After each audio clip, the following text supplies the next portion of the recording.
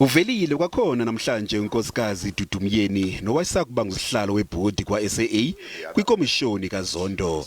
Myeni Khange avume ukuphendula imibuzo ephathelene nokuziphatha kwakhe kule nkampani yezophapho.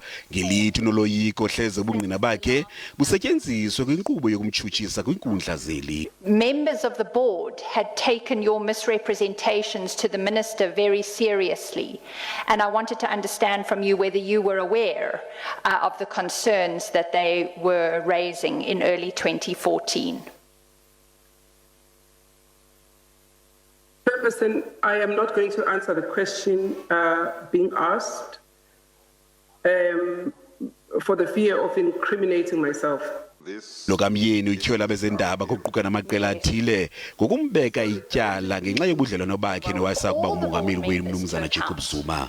The media has a position and a narrative that says, by association with Jacob Zuma, Dudu Myeni is a criminal.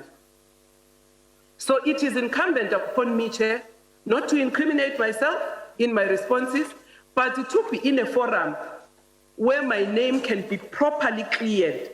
Myeni ubenengxaki neminye imibuzo njengoko ijolise kubeni imfumanise njengomuntu ongenanyani. I'm being asked a question before you, Chairperson. You have my CV. It even states the reasons why I did not do my majors. It states clearly.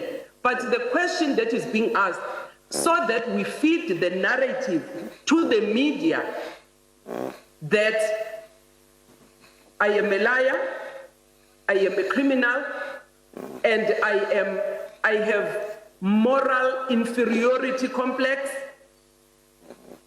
and a belief that if you are black, you are a criminal. Le komishoni saqhuba.